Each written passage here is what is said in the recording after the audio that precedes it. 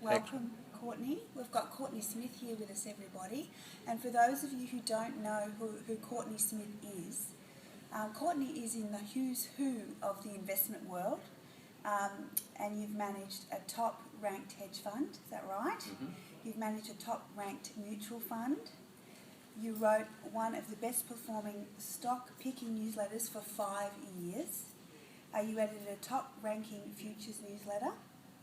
You were tagged as the best gold and bond market timer in the United States, and you've authored 6 investment books. Is it Eight six? now. Eight investment books. You've appeared on TV. None of them bestsellers at all. Okay. You've appeared on television over 1,000 times, and you've given insights on TV for Moneyline, CNBC, Wall Street Journal Report, Fox News, CNN, Bloomberg. Amazing. And in your spare time, you're mentoring and educating people in all the techniques that you use yourself. Absolutely right. To have built your fortune. Yes. So we're very fortunate to have Courtney here with us. And yesterday we were talking and we started this discussion about emotion management, Mm-hmm. and how in particular women and people in the business world who perhaps have been conditioned to work hard Mm-hmm. may have trouble getting into Forex and futures because they might not feel like they're adding value.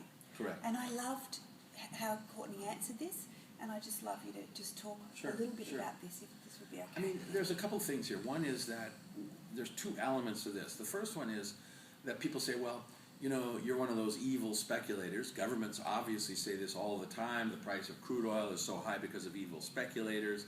Malaysia blamed their currency collapse on evil speculators, and so on and so forth. The reality, of course, is completely opposite of that. People are looking for a scapegoat for their own bad economic policies. Speculators provide several critical functions in a society, and without those critical functions, the world would be a far different place without speculators. And you may think, yes, well, the price of crude oil would be much lower. First of all, that's a nonsensical statement, because speculators are equally liable to sell crude oil and make the price go down as they are to buy it to cause the price to go up. They don't care which way it goes. They just want to make money on the price difference. So already, these pronouncements about the evils of speculation don't even have anything to do with reality. But let's take it from an economic perspective. For example, what used to happen, and the classic example would be, let's say, the wheat market. So the supply of wheat is highest at harvest. The wheat farmer would then want to go sell his wheat to a miller or to a merchant. But of course, since he has a million tons of wheat, and everybody around him is a wheat farmer, and they've got tons of wheat, what's the price of wheat during harvest? Really, really small. Well, because the merchant or the miller will take advantage of the farmer, because there's only 1 or 2 buyers out in the hinterlands, so they'll come and pay a very low price for that wheat. Aha.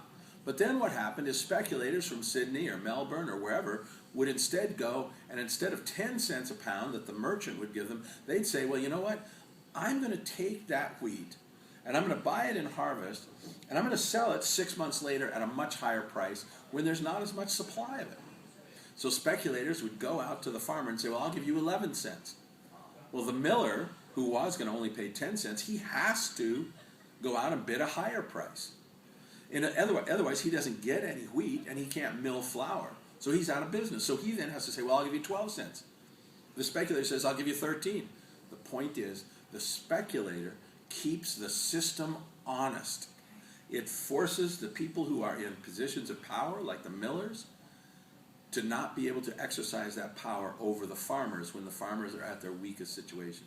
And that's one of the critical components that speculators provide. Okay, that's fantastic. Thank you. That gave me and others another whole view on that.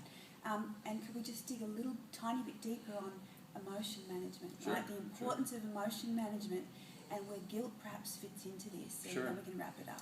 Yeah. One of the big problems with any type of trading, whether it's shares or futures or Forex, doesn't matter, is that human beings get emotionally involved in their trades. Yeah. So they buy Aussie US dollar, and then they get emotionally wrapped up. And if it goes up, they feel happy, and when it goes down, they feel sad. But one of the big problems is that why people screw up as trading is one of the big reasons is guilt. They feel guilt. One of the guilts is they don't feel like they're contributing to society.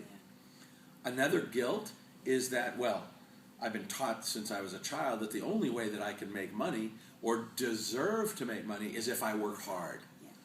But what if I knew a way, like trading, where I could make $1 million and only work 15 minutes a day? Guess what? People feel guilty because of that, and then they will actually sabotage their ability to make money to satisfy that guilt. And this is a very, very common thing that stops people from being successful, is feeling guilt about being successful. Absolutely, absolutely. And this is what you've been helping all these people at this boot camp. It's huge. Yeah, it's great. Courtney, thank you so much Oh, for my today. pleasure. Thank you. And if people wanted to get in touch with you or find out a bit more about how to learn about Forex or futures or shares, where would be the best place for them to... My webpage is CourtneySmith.com. My Twitter is Courtney D. Smith. Okay, So great. pretty easy. Okay, great. And I'll include the contact details below as well. Thank you, everyone. Thank you Thank very you. much.